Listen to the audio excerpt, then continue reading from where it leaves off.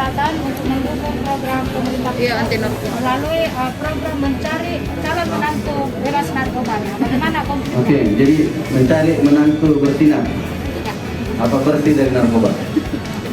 Apa yang kita mau lakukan? Kita mau kerjasama dengan BNN, tentu juga dengan kabupaten kota, BNP, BNK.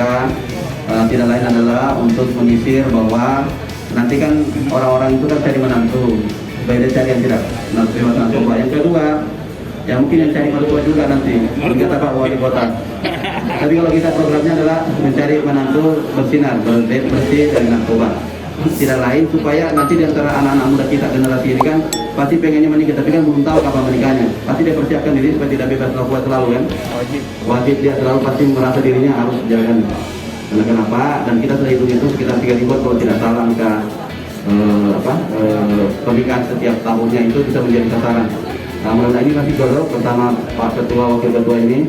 Pak Ketua ini sangat antusias juga bantu kita bahwa bagaimana kita mensupport program ini katanya sangat baik dan terutama di wilayah-wilayah strategis seperti Sidra, Parepare dan wilayah-wilayah lainnya.